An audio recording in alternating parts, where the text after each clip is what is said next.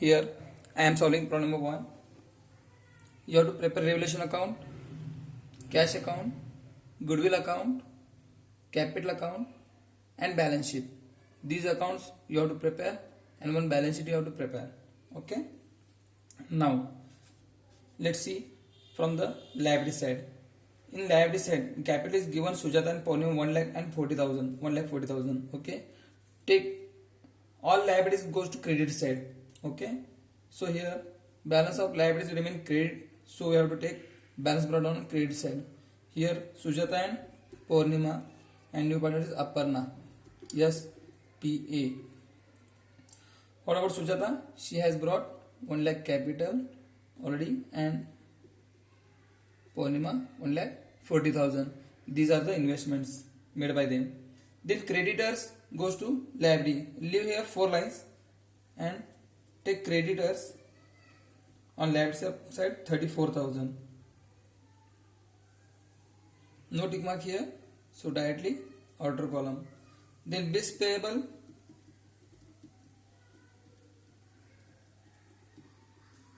26,000. Okay. Now asset side, land and building. All assets take on asset side. Land and building 60,000. Okay, it has tick mark. So take in inner column and leave one line. Plant and machinery 70,000. It has a tick mark. Take inner column. Furniture doesn't have any tick mark. Outer column. Furniture 24,000. Then sundry debtors has tick mark 26,000. Stock has tick mark 40,000. Cash, we have prepared a special cash account, so balance of cash will go on debit side because all assets has debit balance. So cash goes on debit side 80,000. Okay, here we completed balance sheet. Now move to the adjustment. Adjustment number 1. Goodwill is valued at 2 lakh. Goodwill की value 2 lakh है. Okay. Goodwill is valued 2 lakh. आगे उन्होंने बोला Aparna is to bring her share of goodwill in cash. हर share मतलब सिर्फ उसका share हो ला रही है गुडविल. उसका शेयर कितना है 1/5. तो गुडविल में उसका शेयर 1/5 बोला तो कितना आएगा. उसका 5 हिस्सा करो आपको 1 पार्ट उसका मिलेगा 40,000 रुपीज. तो इतना गुडविल हम पहले रेज करेंगे. तो गुडविल रेज कैसे करते हैं हम ओल्ड पार्टनर के नाम पे. ओके. जब भी गुडविल रेज करना है तो आपको ऐसे समझना है कि ओल्ड पार्टनर्स ने गुडविल बिजनेस में लेके आए हैं. ओके. तो उनकी वजह से गुडविल क्रिएट हुआ है तो उनको उसका बेनिफिट मिलना चाहिए. तो goodwill comes in goodwill account debit to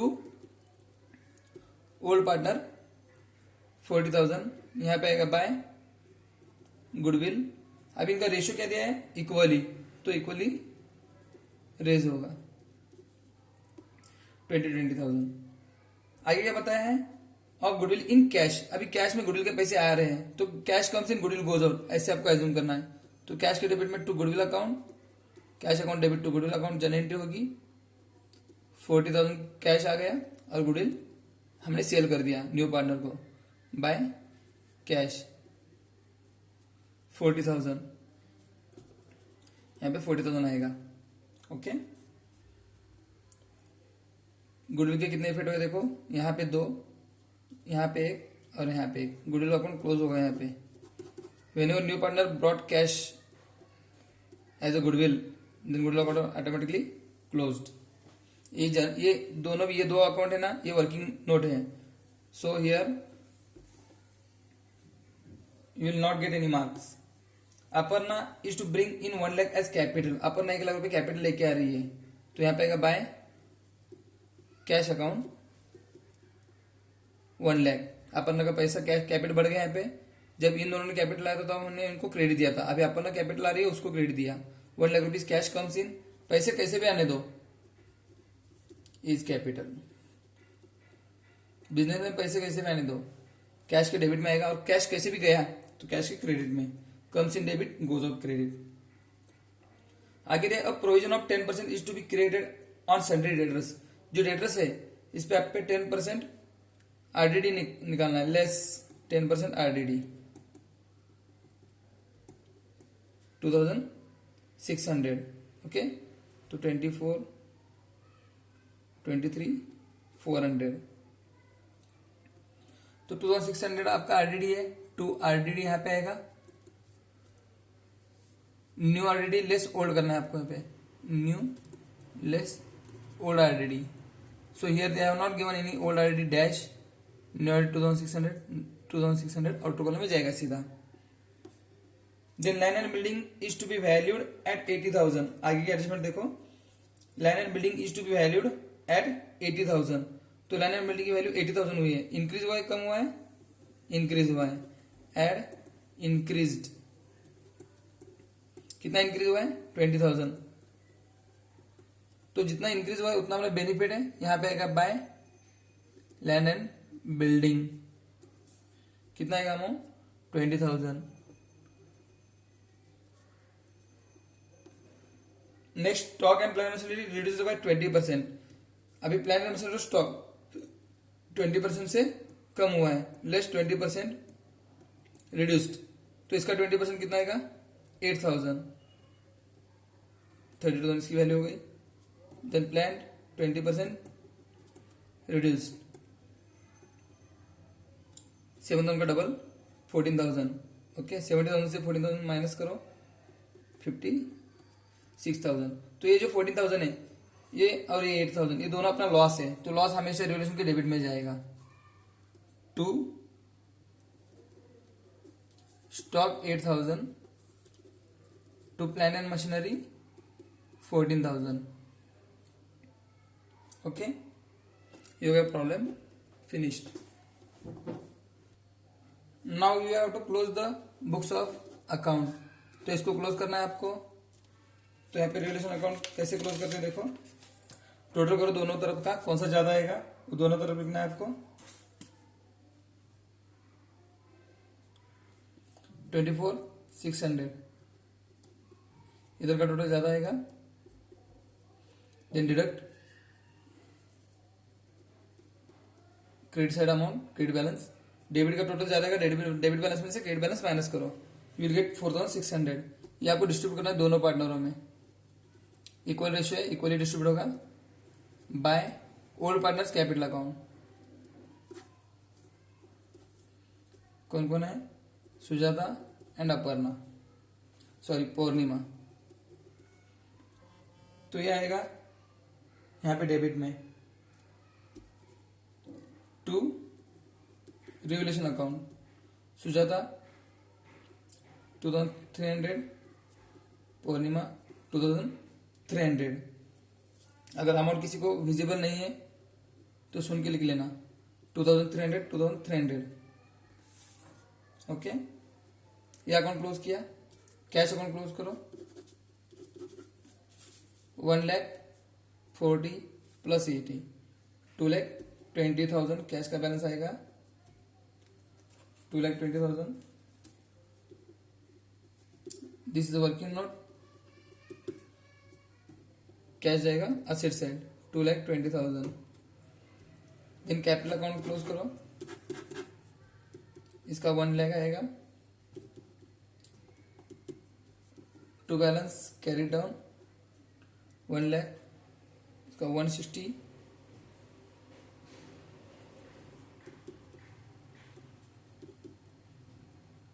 में 2,300 माइनस करो, 158, 157, 700। What about Sujata? 1,20,000